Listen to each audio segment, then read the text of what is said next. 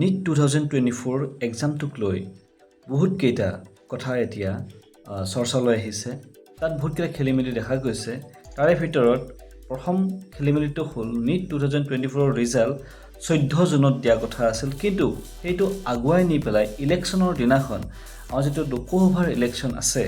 নিৰ্বাচন আছে তাৰে ৰিজাল্ট দিয়াৰ দিনাখন NEET 2024 ৰিজাল্ট ডিক্লেয়াৰ কৰা হৈছিল 4 জুনৰ দিনা কিয় আৰু 2 নম্বৰ পইণ্টটো হ'ল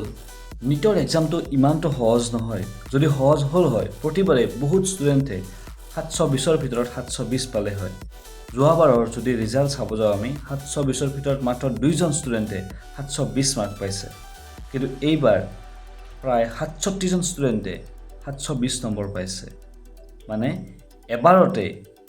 2000% জাম্প কৰিছে ৰিজাল্টে যেটো নেক্সট টু ইম্পসিবল 3 নম্বৰতে মে মাহত পাটনা পুলিচে প্ৰায় 13জন মানুহক NEETৰ পেপাৰ লিক কৰাৰ কাৰণে এৰেষ্ট কৰিছিল মেৰ 5 তাৰিখে তেওঁলোকে খবৰ পাইছিল আৰু তাৰ পিছত 6 তাৰিখে তেওঁলোকে প্ৰায় 13জন মানুহক NEETৰ পেপাৰ লিক কৰাৰ কাৰণে এৰেষ্ট কৰিছিল 5 নম্বৰতে NEETত প্ৰথমবাৰৰ কাৰণে গ্ৰেছ মাৰ্ক দিয়া হৈছে আৰু যেটো কোৱা হৈছে এই এলিগেশনবোৰ লগাৰ পিছতে হেতু এনটিআৰ ফালৰ পৰা কোৱা হৈছে কি আমি গ্ৰেছ মাৰ্ক দিছো যেটো এক্সামৰ সময় বা তাৰে আগত কোৱা হোৱা নাছিল কি আমি গ্ৰেছ মাৰ্ক দিম বা দিছো বুলি ৰিজাল্টৰ পিছত যেতিয়া এইটো হাল্লা হ'ল আন্দোলন হ'ল বা এনেকুৱাকে সোশ্যাল মিডিয়াত ভাইৰেল হ'ল তাৰ পিছত কোৰ্ট কেছ হোৱাৰ পিছত তেওঁলোকে এনটিআৰ ফালৰ কৈছে কি আমি গ্ৰেছ মাৰ্ক দিছো সেই কাৰণে আমাৰ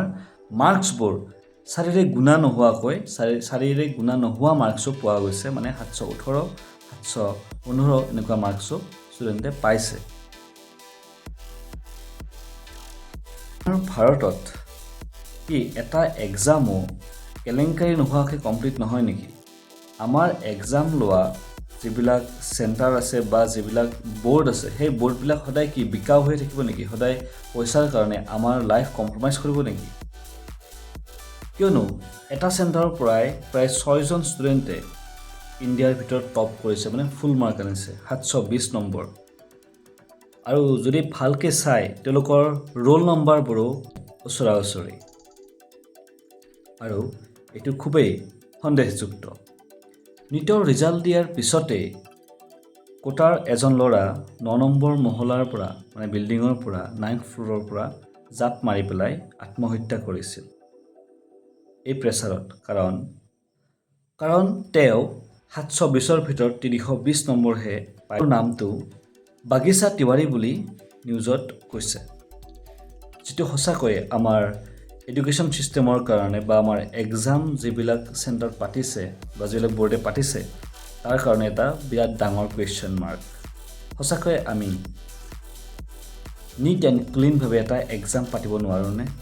যিমান এক্সাম পাতো প্ৰতিটোতে কেলেংকাৰী প্ৰতিটোতে পইচা লৈ পেলাই পেপাৰ লিক কৰা হয় পেপাৰ আগতেই পোৱা হয় হেয়া লাগিলে ৰাজ্য চৰকাৰৰ আন্ডাৰতেই হোক বা সেন্ট্ৰেল গভৰ্ণমেণ্টৰ আন্ডাৰতে হোৱা এক্সামে নহওক কিয়